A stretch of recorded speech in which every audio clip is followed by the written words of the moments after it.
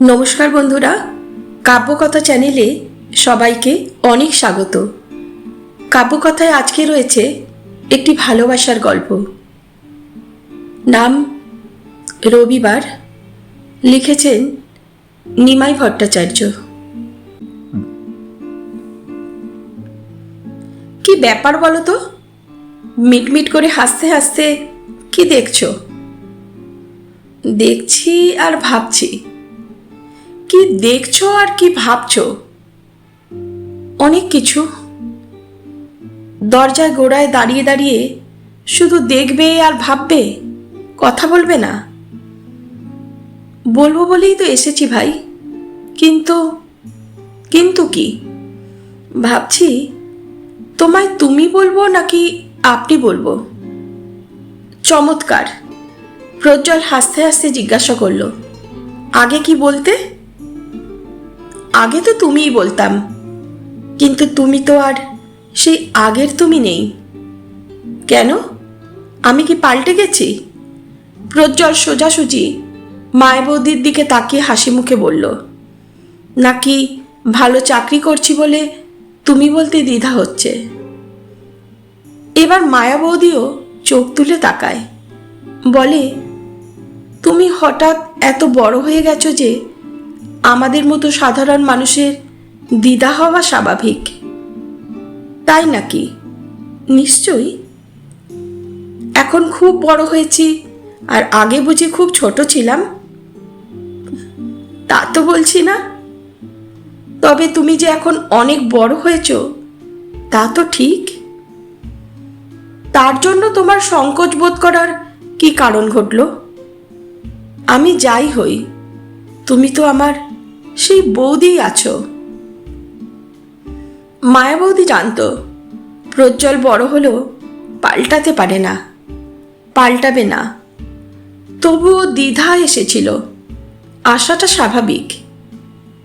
ডিজিপি&টি অফিসের আপার ডিভিশন কেরানি স্ত্রীর পক্ষে একজন IAS অফিসারের কাছে সহজ হওয়া কিছুতেই সম্ভব নয়। সে প্রজ্জ্বল হলেও নয়। প্রজ্জ্বলের কথায় মায়াবতী খুশি হয়। মামি দুহাতে 2 কাপ চা নিয়ে ঘরে ঢুকতে গিয়েই মায়াবতীকে দরজার গোড়ায় দাঁড়িয়ে থাকতে দেখে বলল, কিরে মায়া, দাঁড়িয়ে আছিস কেন?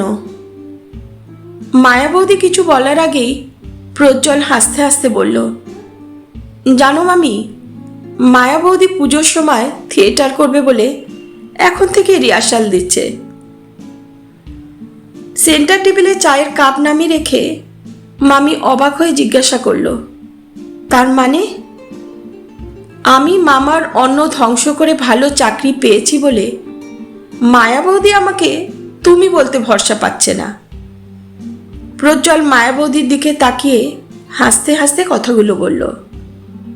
এবার মামিও হাসে। তোর কি মাথা খারাপ হয়েছে মায়া? মানা IAS হয়েছে বলে কি আমি মামি নেই, নাকি তুই বৌদি নেই? মামি আর কথা না বলে রান্নাঘরে চলে গেল। মামা বাথরুমে, বেরোলেই খেতে বসবেন। 8:40 হয়ে গেছে। মামি চলে যেতেই প্রজ্জ্বল উঠে গিয়ে মায়াবতীর হাত ধরে এনে পাশে বসালো। নাও, এবার চা খাও। খাচ্ছি ভাই। চা খেতে খেতে প্রজ্জ্বল জিজ্ঞাসা করলো, বলো কি ব্যাপার? শুনলাম তুমি এসেছো। তাছাড়া কদিন থাকছো বলে একটা কথা বলতে এসেছিলাম। কি কথা বৌদি? সামনের শনিবার দিল্লিতে থাকবে? শনিবার আছি, তবে রবিবার সকালেই চলে যাবার কথা। এই শনিবার তো সেকেন্ড স্যাটারডে। আমরা সবাই পিকনিকে যাচ্ছি, তুমি যাবে? এই রামকৃষ্ণপুরমের মামার বাড়িতে কটা বছর থাকার সময় প্রজ্জ্বল তখন প্রত্যেকটা পিকনিকে গেছে, আনন্দ করেছে, দারুণ আনন্দ করেছে। প্রথমবার যেতে চাইনি, তখন কলকাতা থেকে ও নতুন এসেছে। পাড়ার সবার সঙ্গে পরিচয় হয়নি, ঘনিষ্ঠতা তো দূরের কথা। প্রজ্জ্বল ভেবেছিল পিকনিকে গিয়ে চুপচাপ একলা একলা কাটাবার চাইতে বাড়িতে থাকাই ভালো, কিন্তু পারেনি। যেতে হয়েছিল। মামা মামি এসব ব্যাপারে সবার চাইতে বেশি উৎসাহী। মামির কাছেই পাড়ার সবাই চাঁদা জমা দিচ্ছিলেন। মামা মামির কথা ফেলতে পারিনি। প্রজ্জ্বল নতুন হলেও পিকনিকে গিয়েছিল। প্রজ্জ্বলের মামা মামি দুজনেই বড় ভালো মানুষ, মনটা বড় উদার। পোস্ট অফিসে সামান্য চাকরি করেন মামা, কিন্তু তবুও প্রজ্জ্বল যখন ইসলামিক হিস্ট্রি নিয়ে এমএ পড়বার জন্য দিল্লির জামিয়া মিলিয়া বিশ্ববিদ্যালয়ে অ্যাডমিশন নিল, তখন কিছুতেই ওকে হোস্টেলে থাকতে দিলেন না। তা হয় না রে মানা, আমি দিল্লিতে থাকতে তুই হোস্টেলে থাকবি, তা কখনোই হতে পারে না। মামি বললেন, আচ্ছা কয়েক মাস তো থাকো, তারপর যদি তোমার অসুবিধা হয় তাহলে তখন হোস্টেলে চলে যেও। এরপর আর কি বলবে। হোস্টেলের জন্য ফর্ম ভর্তি করেও জমা দিল না। রামকৃষ্ণপুরমে মামার ফ্ল্যাটে থেকেই জামিয়া মিলিয়াতে পড়তে লাগলো। এ মামা কিন্তু ওর আপন মামা নয়, মায়ের মাস্তুতো ভাই। তবে আপন মামা না থাকায় এই মামার সঙ্গে প্রজ্জ্বলদের সম্পর্ক বরাবরই বড় নিবিড়। এই মামা যখন কলকাতার সিটিওতে ছিলেন, তখন প্রত্যেকবার প্রজ্জ্বলের মার কাছে ভাইফোঁটা নিয়েছেন। দিল্লিতে আসার পরও যোগাযোগ বিচ্ছিন্ন হয়নি। মামা মামি ছুটিতে কলকাতা গেলেই দু একদিন ওদের মানিকতলার বাড়িতে থাকতেন। দল বেঁধে সবাইকে নিয়ে স্টারে থিয়েটার দেখান। আর সবাই ঘুমিয়ে পড়ার পরও প্রজ্জ্বলের বাবা মার সঙ্গে গল্প করেন। এখানে এসে নতুন করে মামা মামিকে ভালোবাসল প্রজ্জ্বল। রামকৃষ্ণপুরমের সেক্টর 6 মানেই ডাক্তার বিভাগের সাধারণ কর্মচারীদের আবাসভূমি। ছোট ছোট দুখানা ঘরের ফ্ল্যাট। তা হোক, ওই দুখানা ঘরের ফ্ল্যাটেই মামা মামি সারা পাড়ার সবাইকে টেনে আনেন। গোড়াবাবু তো কথায় কথায় বলেন, দাসদার ধর্মশালা থাকতে রিহার্সাল দেবার জায়গা নিয়ে এত আলোচনার কি দরকার। মামি পেটে ধরেছেন একটি মেয়ে, কিন্তু সারা পাড়ার সব বাচ্চাদের হাসি মুখে কোলে তুলে নেন। বিশ্বাসের ফুটফুটে দুটো বাচ্চা তো প্রায় সারাদিনই মামির কাছে থাকে। বিনা বৌদির বড় বাচ্চাটা 1.5 বছর হতে না হতেই তিনি আবার বাচ্চা হবার জন্য সফদারজং হাসপাতালের 3 তলার কোণের ঘরে আশ্রয় নিলেন। বড় বাচ্চাটা তখন মামির কাছে বেশ কাটিয়ে দিল 3 সপ্তাহ। উষা বৌদির স্বামী নতুন স্কুটার কিনলেন। রোজ অফিস থেকে ফিরে একবার বউকে নিয়ে না বেড়াতে বেরোলে তার মন ভরে না। অথচ ছেলেটা স্কুটারের আওয়াজ শুনলেই ভয়ে চিৎকার করতে শুরু করে। কিন্তু তার জন্য তাদের সান্দেহ বিসার বন্ধ হলো না। মামি তো আছেন। 2-4 দিন বাপ্পাকে রাখার পরই মামি ওর মাকে বললেন, হ্যাঁ রে উষা, ছেলেটাকে একটা কুমারেশ খাওয়াতো। প্রথম প্রজ্জ্বল দারুণ অস্বস্তি বোধ করত। এত লোকজন, বাচ্চা কাচ্চার হইচই তো ও কোনোদিন সহ্য করেনি। কিন্তু আস্তে আস্তে ভালো লাগলো। বিশ্বাস তার স্ত্রী চমৎকার ঘুগনি করতে পারেন। বিশ্বাস বৌদি সে ঘুগনি এ বাড়িতে না পাঠিয়ে নিজের স্বামীকেও দেবেন না। গোড়াবাবুর মা এই দিল্লিতে এসেও সারা শীতকাল পিঠে পায়েস না বানিয়ে শান্তি পান না। মামা মামির পুণ্যের জোরে প্রজ্জ্বল সারা শীতকাল পিঠে পায়েস খেয়েছে। শনি রবিবার বিকেলে চায়ের সঙ্গে সিঙ্গারা পেলেই প্রজ্জ্বল বুঝত সুনীলদার স্ত্রী তত্ত্ব পাঠিয়েছেন। এই মামা মামির জন্যই প্রথমবার পিকনিকে গিয়েছিল।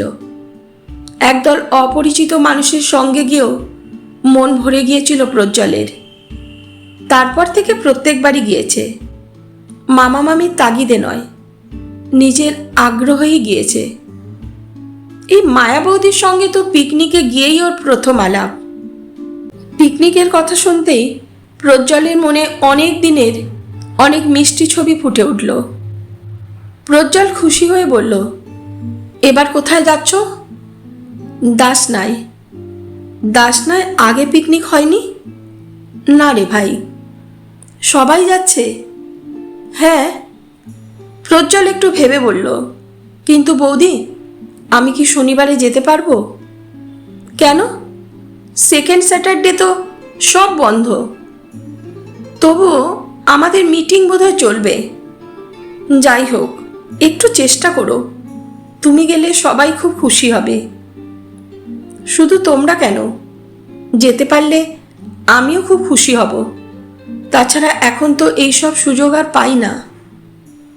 মায়া বৌদি চলে যাবার পর মামাও অফিস রওনা হলেন। মামি তখনও রান্নাঘরে ব্যস্ত। মামি এই একবেলাতেই দুবেলা রান্না করেন বরাবর। প্রজ্জ্বল বাইরের ঘরে জানলার ধারে বসে দূরের কুতুব মিনার দেখতে পেয়েই ওর মনে পড়ল আগেকার কত কথা, কত স্মৃতি। সেবার কুতুব মিনারের পিছন দিকের পাহাড়ের ওপরে পিকনিক হচ্ছিল। সুনীলবাবু আর গোরাবাবু মাংস রাঁধতে ব্যস্ত, আর সবাই বসে আড্ডা দিচ্ছিলেন। হঠাৎ বিশ্বাসদা বললেন, জয়া, দু একটা গান শোনাও তো। সঙ্গে সঙ্গে অনেকেই বললেন, হ্যাঁ হ্যাঁ জয়া, গান শোনাও। এতদিন পর প্রজ্জ্বলের ঠিক মনে নেই, তবে বোধহয় 3-4টে গান গেয়েছিল জয়া। তার মধ্যে একটা রবীন্দ্রনাথের গান, বাকিগুলো বাংলা সিনেমার গান। সবাই বাহবা দিল, প্রজ্জ্বলের ভালো লাগেনি। রবীন্দ্রসঙ্গীতের একটা পুরো প্যারাগ্রাফ বাদ দিয়েছিল বলে মনে মনে বড় বিরক্ত হয়েছিল, অবাকও হয়েছিল। জয়ার পর একটি ছেলে গান শোনালো, ভাটিয়ালি বোধহয়, তবে স্পষ্ট মনে আছে মণিমালার কথা। মাংস রাঁধতে রাঁধতে হঠাৎ গোরাবাবু এসে বললেন, এই মণিমালা, এবার তুই গান শোনা। প্রজ্জ্বল এক কোণায় বসেছিল, এতক্ষণ মণিমালাকে দেখতে পাইনি। এবার দেখল ওই কোণায় একটা মিষ্টি মেয়ে মুখ কাচুমাচু করে বলল, কাকু, আমাকে গাইতে বলবেন না? গোরাবাবু তবুও বললেন, কেন রে, অন্তত একটা গান তো শোনাবি। মামিও বললেন, হ্যাঁ হ্যাঁ, একটা গান শোনা, কতদিন তোর গান শুনি না। মণিমালা গাইল। প্রজ্জ্বলের স্পষ্ট মনে আছে, ও আকাশ আমার ভরল আলোয়, আকাশ আমি ভরব গানে, এই গানটি গেয়েছিল। ওই একটাই গান গেয়েছিল, কিন্তু তাতেই প্রজ্জ্বলের মন ভরে গিয়েছিল। একটু পরে একটু ফাঁকায় মামিকে বলেছিল, মামি, তোমাদের ওই জয়াকে অন্তত রবীন্দ্রসঙ্গীত গাইতে বারণ করে দিও। কেন রে, পুরো একটা প্যারাগ্রাফ বাদ দিয়ে গেল। তাই নাকি? তবে কি, মণিমালা ঠিক গেয়েছে তো? হ্যাঁ মামি, মেয়েটি ভারী সুন্দর গেয়েছে। খাওয়া দাওয়ার পর মামি আলাপ করে দিয়েছিল ওদের। এদিকে শোন মালা। মালা কাছে এসে বললেন, আমাদের ভাগ্নের সঙ্গে আলাপ নেই তো তোর? মণিমালা শুধু মাথা নেড়ে জানালো, না। আমাদের ভাগ্নে প্রজ্জ্বল জামিয়া মিলিয়াতে ইসলামিক হিস্ট্রি নিয়ে এমএ পড়ছে, তারপর রিসার্চ করবে। তোর গান ওর খুব ভালো লেগেছে। মণিমালার লম্বা বিনুনির শেষে রবার ব্র্যান্ডার মধ্যে একটা আঙুল দিয়ে নাড়তে নাড়তে মাথা নিচু করে বলল, বোধহয় সুচিত্রা কণিকার চাইতো ভালো গেয়েছি, তাই না বড় মাসি? প্রজ্জ্বল বলেছিল, তা তো কেউ বলেনি, তবে সত্যি আপনি বড় ভালো গেয়েছেন। মণিমালা এক মুহূর্তের জন্য ওর দিকে তাকিয়ে বলেছিল, ধন্যবাদ। বেশ লেগেছিল প্রজ্জ্বলের সহজ সরল ব্যবহার, অথচ তার চারপাশে একটা সলজ্জ আবরণ। মনে হলো দু চোখ দিয়ে যা দেখল তার চাইতে বোধহয় ওকে বেশি অনুভব করতে হয়। এ যেন ভোরের সূর্যের আলোয় কাঞ্চনজঙ্ঘা দেখা। আনন্দ হলেও মন ভরে না, শতবার শতরূপে দেখেও আশা মেটে না, মিটতে পারে না। একেই কি বলে মাধুর্য, নারীর মাধুর্য? প্রজ্জ্বল মনে মনে কথা বলে। মামা মামির সংসারে থেকে একদল সাধারণ মানুষের মধ্যেও কেমন যেন একটু অসাধারণত্বের স্বাদ পায় প্রজ্জ্বল। মাসের শেষে সবারই টানাটানি, তবু বড়ি দিয়ে পালংয়ের তরকারি পাঠিয়ে দেন মণিমালার মা। কলকাতা থেকে এক শিশি কাসুন্দি এলেও ভাগাভাগি হয় সবার মধ্যে। মাস ছয়েক পরে ছুটিতে কলকাতা যাবার আগে মামি প্রজ্জ্বলকে জিজ্ঞাসা করলেন, হ্যাঁ রে মানা, কলকাতা থেকে ফিরে এসে এখানে আসছিস তো? প্রজ্জ্বল পাল্টা প্রশ্ন করেছিল, কেন? তুমি কি আমাকে না তাড়িয়ে শান্তি পাচ্ছ না? মামি হাসতে হাসতে বলেছিলেন, ঠিক বলেছিস, তোকে আর সহ্য করতে পারছি না আমি। পরের বার তুগলকবাদে পিকনিক করতে গিয়ে প্রজ্জ্বল আর চুপ করে কোনায় বসে থাকেনি। সুনীলবাবুর হুকুম মতো মাংসে নুন দিয়েছে, গোড়াবাবুর ফরমাইশ মতো জল টেনে এনেছে।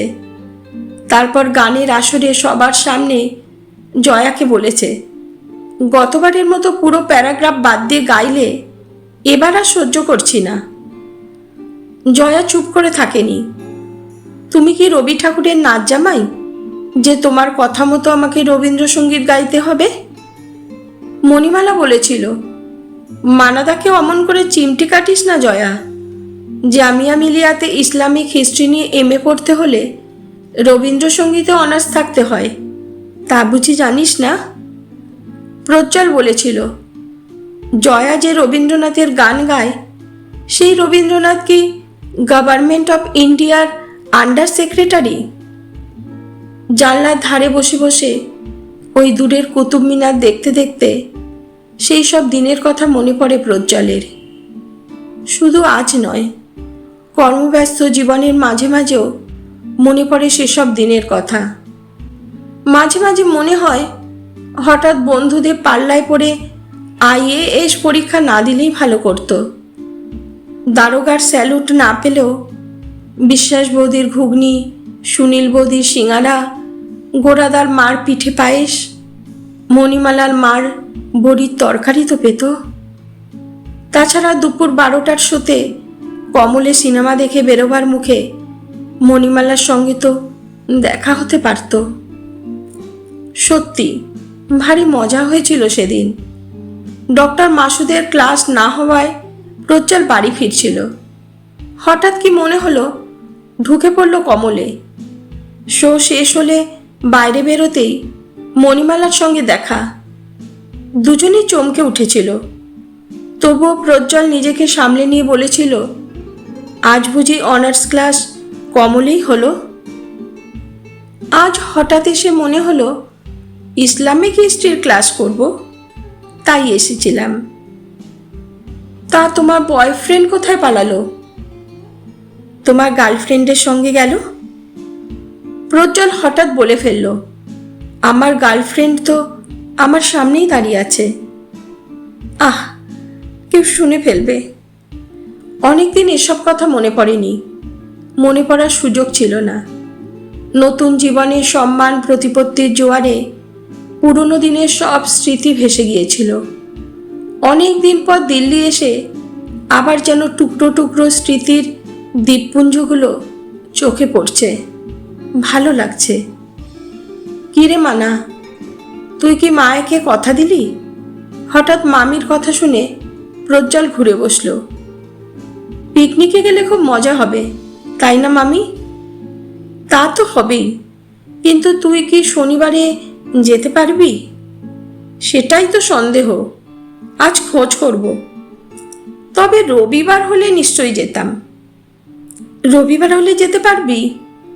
প্রোগ্রামটা একটু ওলটপালট হয়ে গেলেও তা পারবো। তাহলে শনিবারের বদলে রবিবার করতে বলবো? কিন্তু তাতে তো সবারই মুশকিল হবে। আচ্ছা, আমি ওদের বলেই দেখি না কি হয়। মিটিং শেষ হবার পর 2-3 জন বন্ধুর সঙ্গে দেখা করে ফিরতে ফিরতে প্রজ্জ্বলের বেশ রাত হয়ে গেল। সামনের ঘরে ঢুকতেই দেখল পাড়ার অনেকেই বসে। গোড়াবাবু, সুনীলবাবু, বিশ্বাসবাবু, আরও 2-3 জন, মামা মামিও। প্রজ্জ্বলকে দেখেই মামি বললেন, জানিস মানা, রবিবারেই পিকনিক হবে। আমার জন্য তো অনেক ঝামেলা হলো এদের সবার। গোড়াবাবু বললেন, কি যে বলো ভাগ্নে, তুমি গেলে সবাই কত খুশি হবে তা জানো? প্রজ্জ্বল হাসতে হাসতে মামির পাশে বসলো। মামি, কত চাঁদা দিতে হবে? তোর আবার চাঁদা কিসের? তার মানে তোর চাঁদা আমি দিয়ে দিয়েছি।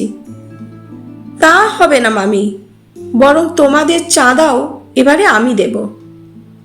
মামা বললেন, তুই কি পাগল হয়েছিস মানা? প্রজ্জ্বল হাসতে হাসতে বলল, তুমি সাদাসিধে মানুষ বলে মামির চালাকিটা ধরতে পারছো না।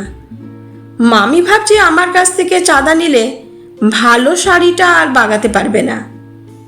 মামি সঙ্গে সঙ্গে প্রজ্জ্বলের পিঠে একটা চড় মেরে বললেন, তুই কি ভেবেছিস আমি তোর মতো ঘুষখোর IAS? কেন শাক দিয়ে মাছ ঢাকার চেষ্টা করছো? বলো, কত চাঁদা দিতে হবে? মধ্যস্থতা করলেন গোরাবাবু। না বৌদি, এবার আর তোমরা চাঁদা দেবে না, ভাগ্নেই তোমাদের চাঁদা দেবে। নট অনলি দ্যাট, তুমি নতুন শাড়ি পরে পিকনিকে যাবে। প্রজ্জ্বল আবার হাসে। জাজমেন্টে ফাঁকা থেকে গেল গোরাদা। কেন, কি ফাঁক থাকলো ভাগ্নে? আমি শাড়ি কিনে দেবো ঠিকই, কিন্তু সায়া ব্লাউজ মামার গ্যারা মারা টাকা দিয়েই বানাবে। মামা শুনে হো হো করে হেসে উঠলেন। রবিবার, বাইরের ঘরের বেডকাম সোফায় উপুর হয়ে শুয়ে প্রজ্জ্বল তখনও বোধহয় স্বপ্ন দেখছিল।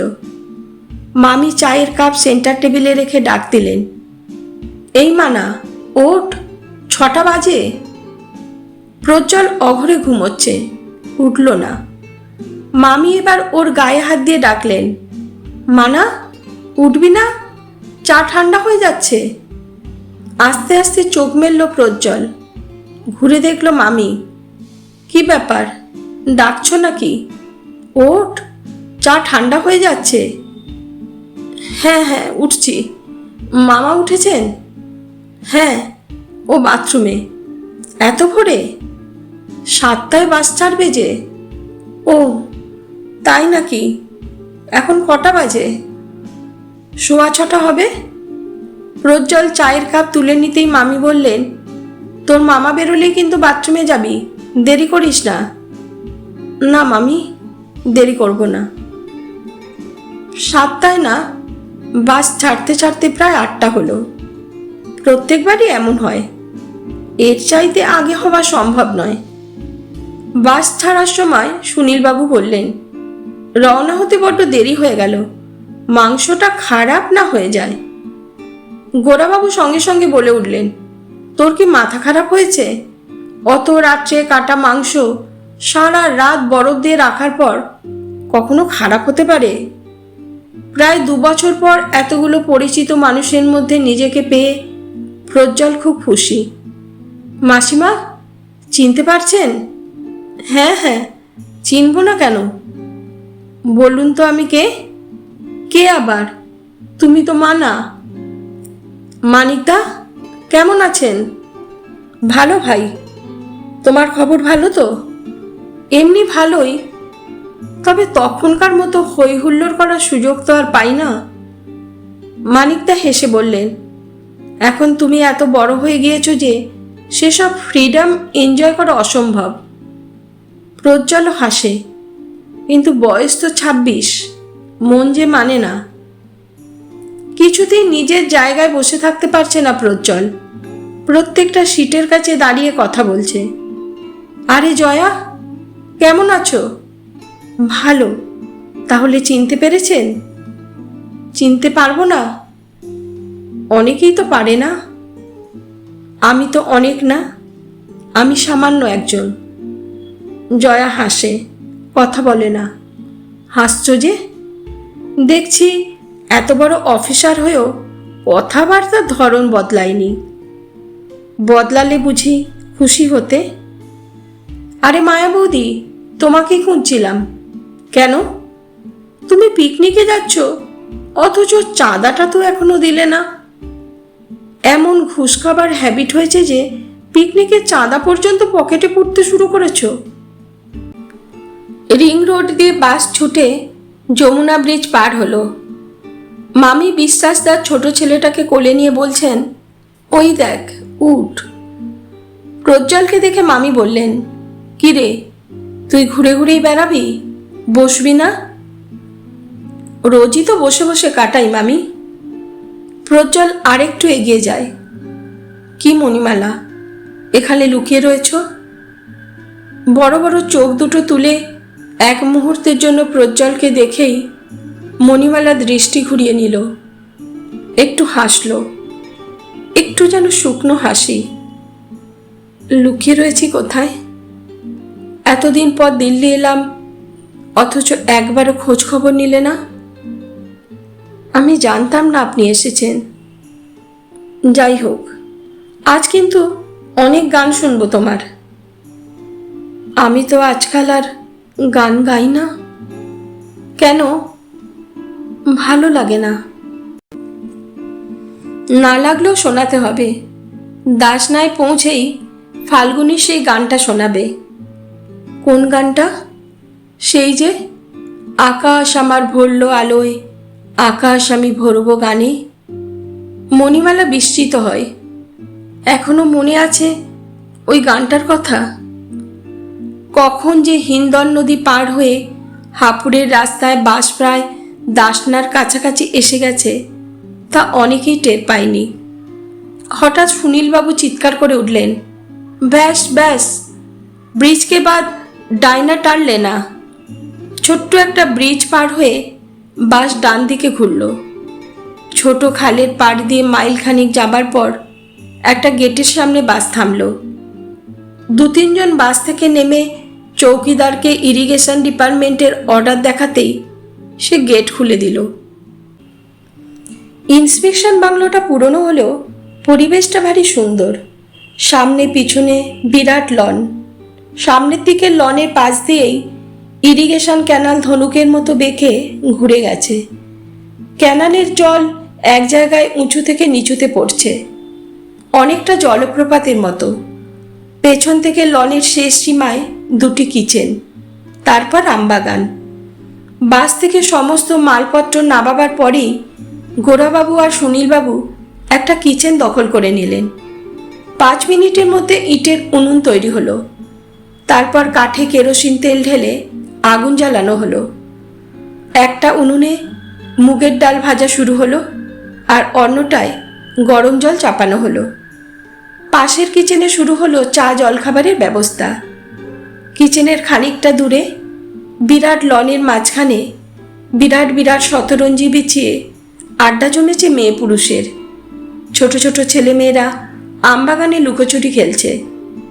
প্রজ্জ্বল গোরাবাবুর পরিচালনায় ও সুনীলবাবুর প্রযোজনায় মাংস মেখে দিয়ে বাইরে গিয়ে দেখল শান্তুবাবুর ক্যারিকেচার দেখতে সবাই মত্ত। প্রজ্জ্বল সেখানে দাঁড়ালো না। মামা মামির আড়ালে একটা সিগারেট খাবার জন্য ইন্সপেকশন বাংলোয় চলে গেল। সামনের বারান্দায় বিরাট ইজি চেয়ারে এক ভদ্রলোক ঘুমোচ্ছিলেন। ও বারান্দা পার হয়ে ঘরে ঢুকতেই দেখল মণিমালা একটা ইজি চেয়ারে শুয়ে রয়েছে। কি ব্যাপার, তুমি এখানে একলা একলা কি করছো? কিছু না, এমনি একটু শুয়ে আছি। কেন, শরীর খারাপ নাকি? মণিমালা মাথা নেড়ে বলল, ওখানে বড় বেশি হই হুল্লোড় হচ্ছে বলে চলে এলাম এখানে। প্রজ্জ্বল একটু অবাক হলো। মণিমালা আগে তো এমনি ছিল না।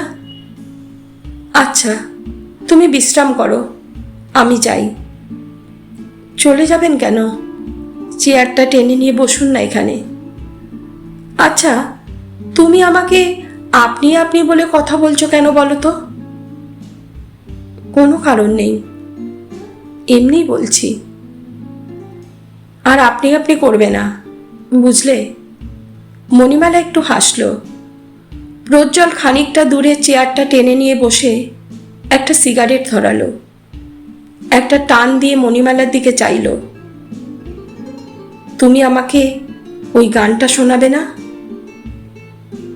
সত্যি আজকাল গান আর গাই না।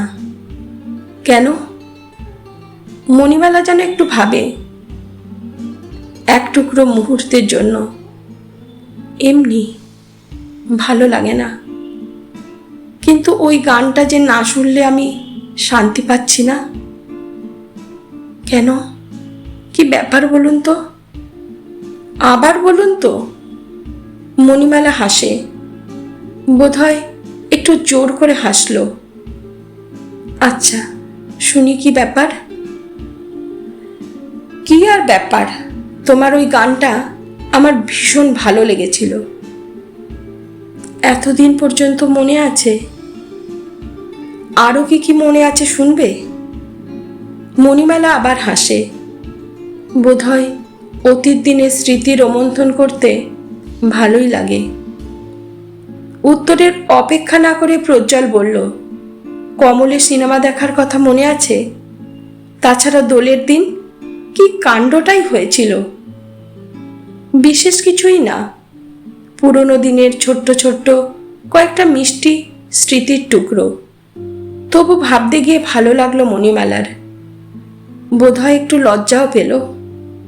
মুখ নিচু করে প্রায় আপন মনে বলল, এখনো সেসব মনে আছে দেখছি। তোমার গানের প্রশংসা করতাম বলে জয়া কি ভীষণ হিংসা করত তোমাকে, তাও মনে আছে? সিগারেট শেষ হতেই প্রজ্জ্বল বলল, গান শোনাবে কখন? আজ না, তবে কবে? পরে শোনাবো একদিন। পরে আবার কবে শোনাবে? ঠিক শোনাবো, কথা দিচ্ছ? সত্যি শোনাবো। প্রজ্জ্বল এগিয়ে গিয়েও একটু পিছিয়ে এলো।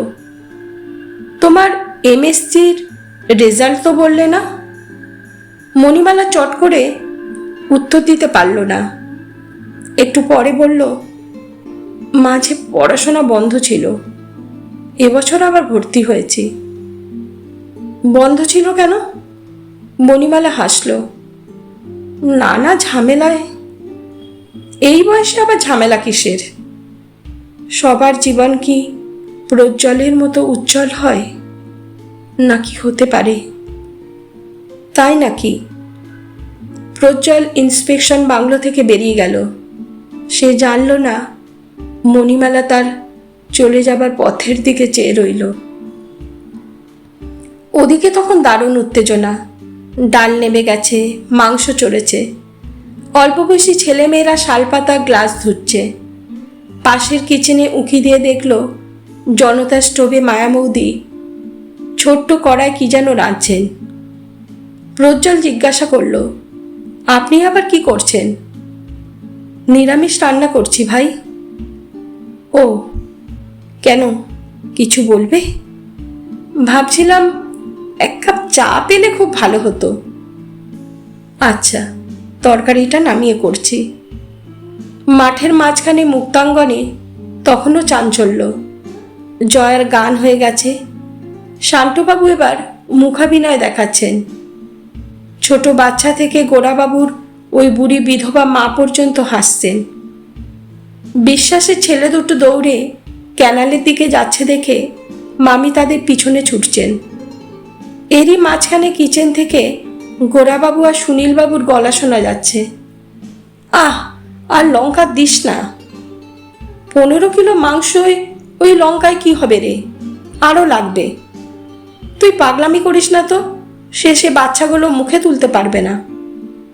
এর মধ্যে শান্তবাবু মুখাভিনয় বন্ধ করে পাশের এক খেতে গিয়ে আখ খেয়ে এলেন, আর আসার সময় একটা ছাগল ধরে এনেছেন। গোড়াবাবু, এটাকে রেখে দিন, যদি বাই চান্স মাংস কম পড়ে তাহলে এটাকে একটু ঝোলে ডুবিয়ে সার্ভ করতে পারবেন। সবচাইতে মজা হলো খাওয়ার সময় যে যেখানে পারলো শালপাতা নিয়ে বসে পড়ল।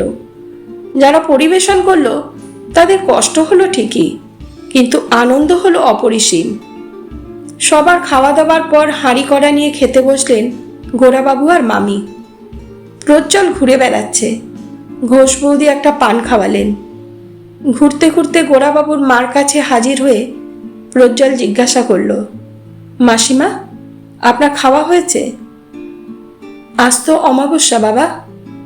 তাতে কি হলো, আজ তো ভাত টাত কিছু খাই না বাবা। তবে আমি একটু ছানা আর ফল এনেছিলাম, তাতেই আমার হয়ে গেছে। প্রজ্জ্বল যেন শেষের কথাগুলো শুনতে পেল না। নিরামিষ রান্না কার জন্য? কাউকে কিছু বলল না, কিন্তু মনের মধ্যে প্রশ্নটা বারবার উঁকি দিতে লাগলো। মামা মামির আড়ালে সিগারেট খাবার জন্য ক্যানালের দিকে এগিয়ে যেতেই মায়া বৌদির সঙ্গে দেখা। প্রশ্নটা চেপে রাখতে পারল না। আচ্ছা বৌদি, তুমি কার জন্য নিরামিষ রান্না করছিলে? মণিমালার জন্য ভাই। প্রজ্জ্বল চমকে উঠল। মণিমালার জন্য?